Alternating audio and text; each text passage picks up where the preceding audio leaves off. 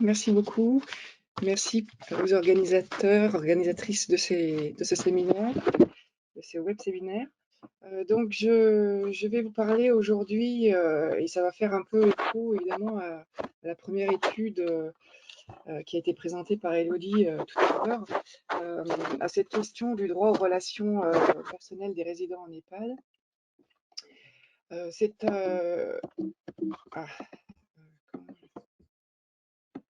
Oh là, pardon, je vais trop vite. Donc en fait, bien sûr, c'est lié au contexte de suspension des visites en EHPAD durant le printemps dernier, assez tôt d'ailleurs, comme vous le signaliez tout à l'heure, le confinement était plus... Je m'excuse, Oui. il doit y avoir votre micro, peut-être le déplacer un peu, parce qu'il me semble que ça coupe parfois, on vous entend par vague. Alors, je vais changer peut-être d'endroit. Excusez-moi 2 minutes.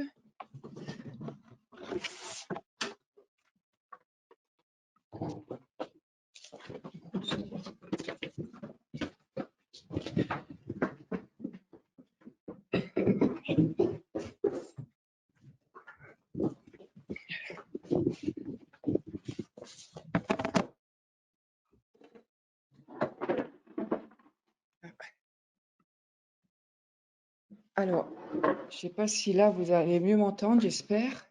C'est parfait. C'est bon. C'est beaucoup mieux, ouais. Merci.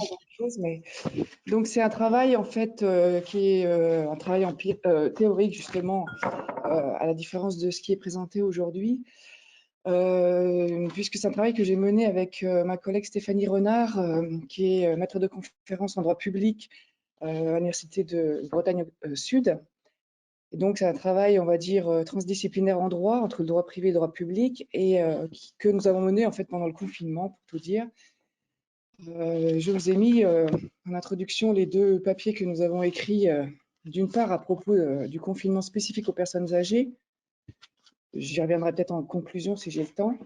Et surtout donc cet article sur le droit aux relations personnelles. À cela s'ajoute pour nous aussi une expérience au sein de cellules éthiques qui ont été montées par les espaces éthiques régionaux un peu partout en France. Et donc, Stéphanie et moi avons participé aussi à ces cellules éthiques, enfin participons toujours d'ailleurs, au cours desquelles, évidemment, on a eu beaucoup de questions qui ont été posées par des EHPAD, notamment à propos de ces droits de visite, ces restrictions de visite, des confinements, à propos des isolements en chambre, à propos aussi des rites funéraires dont vous parliez tout à l'heure. Bref, tout cela nous a amené à cette volonté de réfléchir et d'analyser finalement les textes législatifs qui existaient par rapport à ce droit aux relations personnelles, s'il en existait. La jurisprudence, bien sûr, c'est le travail du juriste à travailler sur les décisions de justice, mais aussi beaucoup sur ce qu'on appelle le droit souple. Parce que vous avez tous pu constater, évidemment, le nombre important de ce qu'on appelle les recommandations, protocoles, guides éventuels qui ont eu cours depuis ces derniers mois. Et ça a constitué une source très importante, en fait, à la fois de réflexion pour nous, mais aussi d'analyse de ces textes qu'on appelle droit souple, si vous voulez, pour désigner finalement des recommandations qui sont faites par l'autorité publique, sans pour autant qu'elle veuille y accorder un effet contraignant, mais qui, évidemment, indirectement, vont avoir une influence sur le comportement des acteurs, puisque l'idée étant justement de leur proposer des guides d'action, sans pour autant, je rappelle, qu'il y ait un effet contraignant, comme c'est le cas, par exemple, d'une loi qui, évidemment, pour laquelle on peut imposer le respect. Donc, c'est ça qui nous a vraiment intéressé d'analyser.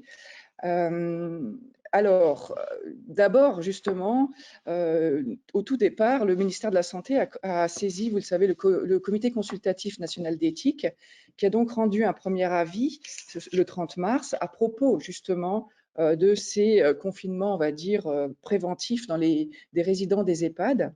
Et vous le voyez, le Comité consultatif national d'éthique a essayé de justifier, on va dire, d'un point de vue éthique, ce confinement préventif, mais il a tout de même rappelé, vous le voyez, que toute mesure contraignante qui restreint les libertés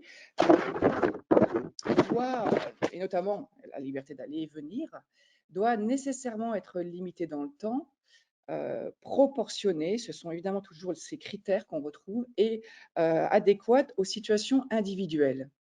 Et donc, il ajoute également qu'un renforcement des mesures de confinement des résidents donc en EHPAD ne saurait être décidé de manière générale et non contextualisée, tant évidemment la situation des établissements diffère. Et il termine en revenant sur le principe fondamental qui est celui de la dignité, en disant le respect de la dignité humaine qui comprend également celui du droit au maintien d'un lien social pour les personnes dépendantes, est un repère qui doit guider toute décision. Donc évidemment, cet avis du comité consultatif national d'éthique, il donne des indications très importantes, on va le voir, sur le mode d'action pour à la fois le confinement, mais également, on le verra, sur les visites. À cela, donc, on va s'ajouter tout un ensemble de recommandations, vous le voyez, donc de droit, ce que j'ai appelé souple, notamment, là encore, le ministre de la Santé va confier à M. Gage une première mission d'identification, on va dire, des leviers pour combattre l'isolement des personnes en EHPAD.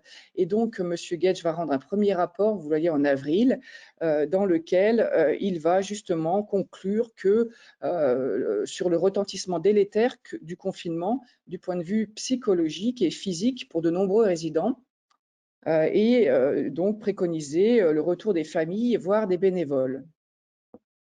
Ce qui va augurer ensuite un protocole que le ministère va sortir le 20 avril 2020, qui va donner en fait les lignes directrices relatives à l'organisation de l'offre de soins après le déconfinement. En gros, il va expliciter ici la conduite à tenir par les établissements sociaux médico-sociaux pour la reprise des visites. Et évidemment, ce protocole a été actualisé depuis. Hein. Il y a eu plusieurs actualisations, mais notamment au 1er novembre dernier.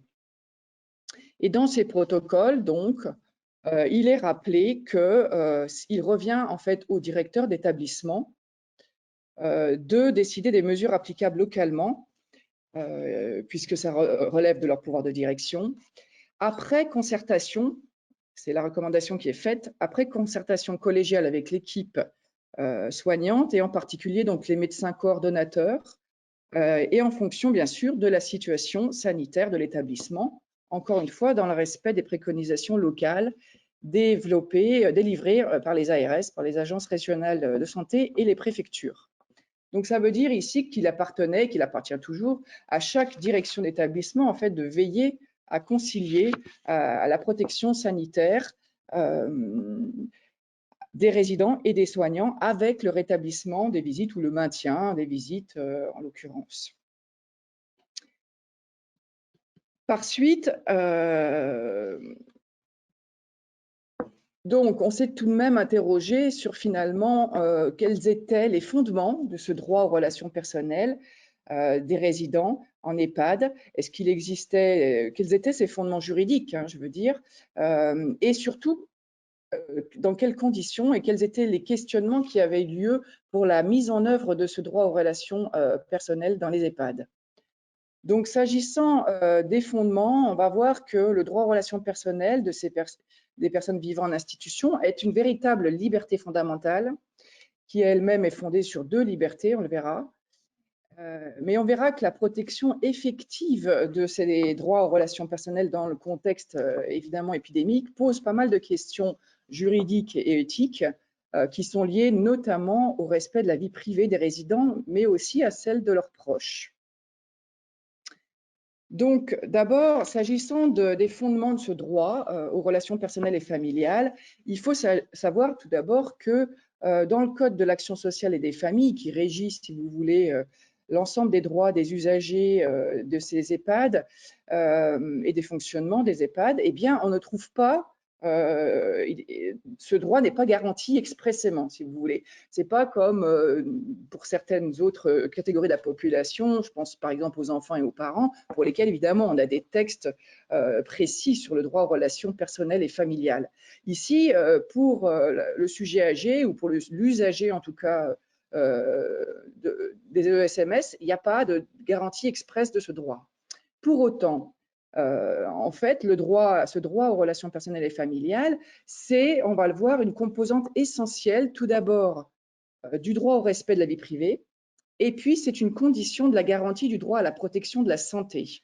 Donc c'est en cela qu'il y a une dualité de fondement, en fait, on va le voir, de ce droit aux relations personnelles et familiales des résidents d'EHPAD. Tout d'abord, bon, le droit au respect de la vie privée, tout à chacun, on sait plus ou moins qu'il est garanti par l'article 9 du Code civil. Hein. On a chacun un droit au respect de notre vie privée et à notre intimité. Ce qu'on sait peut-être moins, c'est aussi une composante de la liberté personnelle, c'est-à-dire que le Conseil constitutionnel l'a reconnu comme une composante de la liberté personnelle. Ce droit au respect de la vie privée, hein, il fait partie aussi, et là on le retrouve dans le Code de l'action sociale et des familles, il fait partie de ces droits essentiels de la personne accueillie en EHPAD, comme le droit à la dignité, comme le droit à l'intimité, comme le droit à l'intégrité, à la sécurité. Donc ça, c'est tout de même important. Le droit à la vie privée, évidemment, sur lequel se fonde en définitive le droit aux relations personnelles, est inscrit dans le Code de l'action sociale et des familles. On a aussi d'autres sources, évidemment, supranationales. Je vous ai mis l'article 8 de la Convention européenne des sauvegardes des droits de l'homme, qui évidemment est un article fondamental pour le droit au respect de la vie privée et familiale, et puis toute sa jurisprudence à la Cour européenne des droits de l'homme, qui en fait a une conception extensive du droit au respect de la vie privée, puisque vous voyez, je vous ai mis que sa conception, c'était de considérer que le droit au respect de la vie privée, c'était le droit pour l'individu de nouer et de développer des relations avec ses semblables. C'est vraiment ça fait vraiment partie pour la Cour européenne des droits de l'homme comme un élément permettant le développement de la personnalité de chaque individu dans les relations avec ses semblables. Ce qui permet de dire que, en définitive, le droit au respect de la vie privée, ça coïncide, si vous voulez, avec la protection de la personnalité même des individus, qui elle-même fait partie de la liberté personnelle. C'est vraiment un élément essentiel, finalement, de l'intégrité psychique de l'individu. Donc, il y a un vrai fondement, en réalité, au droit aux relations personnelles et familiales qui se base qui est au cœur finalement du respect de l'intégrité psychique de l'individu. Et ça, c'est vraiment important ici dans le cadre, bien évidemment, de cette restriction des visites à l'égard des sujets âgés en EHPAD.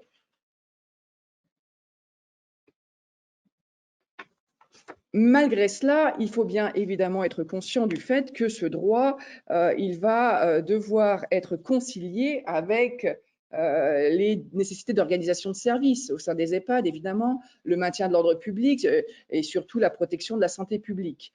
Mais là encore, et on revient toujours à ces critères, il faut que ces ingérences dans le droit soient strictement adaptées et proportionnées aux circonstances. Ce sont finalement les critères toujours importants à prendre en compte au moment de prendre des mesures.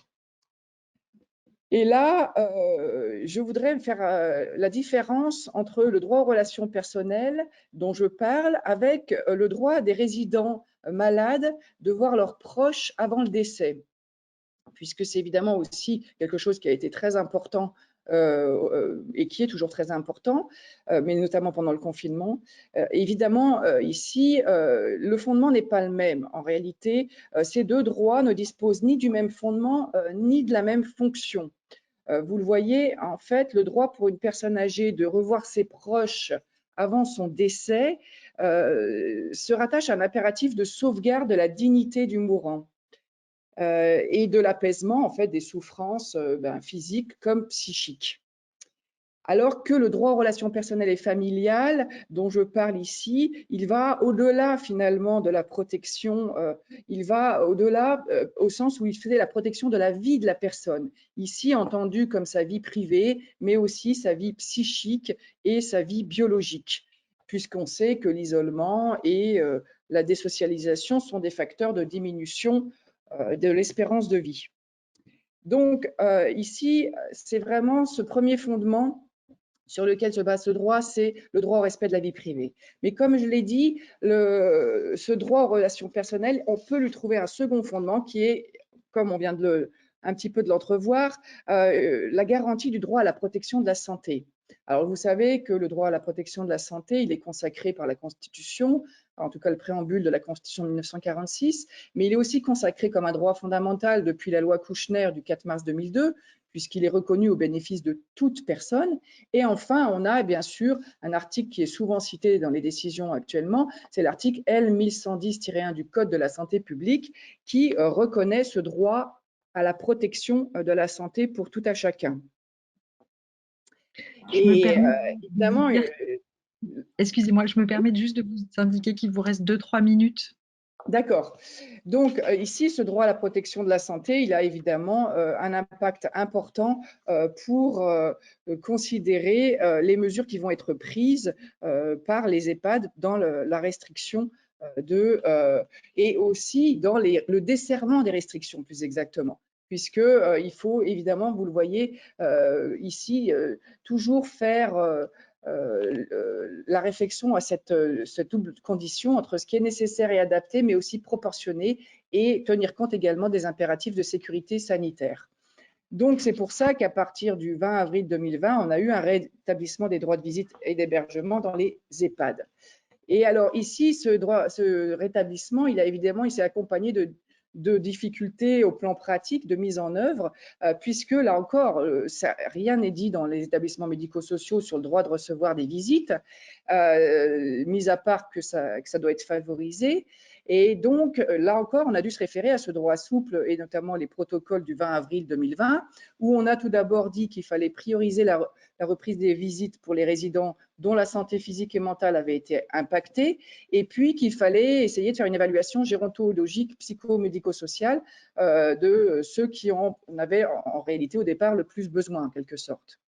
Et alors là, dans la mise en œuvre pratique au sein des établissements, il y a eu, comme vous l'avez dit, beaucoup de disparités, évidemment, en fonction des établissements, de leur façon de s'organiser, notamment au niveau des structures et de l'aménagement de leurs structures. Et plusieurs questions sont posées. Alors, d'abord, on le voit bien dans le rapport Gage, où on insiste sur la volonté du résident, déjà, de vouloir revoir ses proches avec les risques que ça peut augurer. Il y a eu aussi des réflexions sur qui doit visiter. Est-ce qu'on autorise les mineurs ou pas les mineurs? Est-ce qu'on autorise une personne, 2 personnes ou plus? Et ce qui a été aussi, on a beaucoup insisté sur la possibilité de faire venir aussi des bénévoles et pas seulement les proches et la famille. On a étendu pour pouvoir faire bénéficier de visites les résidents. Et puis, alors, au niveau de la mise en œuvre, on a fait signer une charte de bonne conduite aux visiteurs qui retrace finalement, enfin qui atteste finalement du lien de confiance qui s'établit entre la direction de l'EHPAD et les visiteurs, et dans lesquels évidemment ils s'engagent à respecter les consignes sanitaires, etc. Alors, des points de discussion, on a pu en avoir, puisque il s'est avéré que, bien sûr, les visiteurs doivent répondre à certaines questions par rapport à leur état de santé. On leur a pris leur température. Certains EHPAD voulaient tenir des registres des visites pour justement suivre un petit peu, en cas malheureusement de contamination, les visites. Ça pose quand même des problèmes concernant les données personnelles et sanitaires qui pouvaient être recueillies, et tout ça doit évidemment être encadré et respecter les lois, les différentes lois sur l'état d'urgence sanitaire. L'autre question qui s'est posée aussi, c'est la présence obligatoire que certains ont imposée d'un tiers dans le cadre de la visite entre le proche et le résident. Et là, c'est quand même la question aussi du respect de la vie privée, puisque même si cette présence du tiers était voulue pour essayer de faire respecter les consignes sanitaires, ça pouvait être aussi délicat pour le proche et pour le résident en termes de respect de la vie privée, encore une fois, et puis aussi en termes de confiance. Est-ce qu'on n'était pas là aussi dans un risque d'infantilisation du proche et du résident si on devait les surveiller, entre guillemets, durant la visite? Bon, on l'a vu tout à l'heure dans les images d'Élodie, les salles réservées pour les visites. Bon, voilà, c'est ces questionnements-là qui, d'un point de vue juridique et éthique, ont pu se poser. et qui, pour moi, pose quand même aussi, et on voit actuellement ressurgir la discussion s'agissant du confinement spécifique aux personnes âgées en fonction d'un âge, un seuil d'âge tout à fait objectif. Pour moi, ça va à l'encontre de ce qui se fait depuis une vingtaine d'années dans le droit, en tout cas, et dans la reconnaissance de la pleine capacité décisionnelle des patients. Et ce confinement, du fait d'un seul seuil d'âge, pour moi, c'est une présomption, en fin de compte, d'affaiblissement dû à l'âge et surtout qui présume qu'on a une moindre aptitude à raisonner du fait de son âge, qui peut avoir un impact, à mon avis, sur l'accompagnement en fin de vie, parce que ça peut risquer de disqualifier l'autonomie et la volonté des sujets âgés. Donc voilà ce que je pouvais dire rapidement en fait sur ce droit aux relations personnelles et familiales et finalement ces confinements spécifiques aux personnes âgées. Alors, merci beaucoup, Merci Madame beaucoup. Beaubourg. On s'est laissé un peu emporter par l'enthousiasme de vous écouter déjà toutes les trois. Je sais pas, merci, je doute qu'on ait le temps vraiment d'avoir un temps de questions, ne serait-ce que parce qu'on doit aussi pouvoir équitablement écouter Madame Mélé. Alors, je ne sais pas, Emmanuel, est-ce qu'on se donne quand même le temps d'une question, mais ça va impliquer qu'on déborde un peu sur l'horaire, ce qui ne me gêne pas Oui, personnellement. est-ce que oui, je pense que le problème, c'est qu'à 2 heures, les gens vont dans d'autres réunions en général. Peut-être on vous pose une question et on demande à Madame Mélé de s'installer, à France de s'installer pendant qu'on pose la question Voilà. à Madame Rebourg, peut-être. Donc, Madame Rebourg, il vous est demandé si le droit légifère sur la question du domicile en EHPAD et donc toutes les libertés qui sont liées au fait qu'on peut être dans un domicile privé à l'intérieur d'un EHPAD qui est géré par voilà. Alors il y a peut-être pas de réponse simple à cette Oui, question. c'est une question intéressante, mais c'est vrai qu'à partir du moment où on est un EHPAD, on est quand même dans un hébergement collectif qui est régi par une réglementation dans le Code de l'action sociale et des familles, mais aussi évidemment dans le règlement intérieur de l'EHPAD. Et c'est ce qui fait que on est quand même soumis à certaines restrictions auxquelles on adhère d'ailleurs dans le contrat de séjour, hein, tout simplement de fonctionnement de l'EHPAD. Après, c'est vrai que la chambre peut être considérée comme un domicile privé. C'est bien pour ça que je parle aussi du respect de la vie privée. Mais c'est vrai qu'il y a beaucoup plus de limitations du fait de l'organisation en vie collective, enfin en hébergement collectif.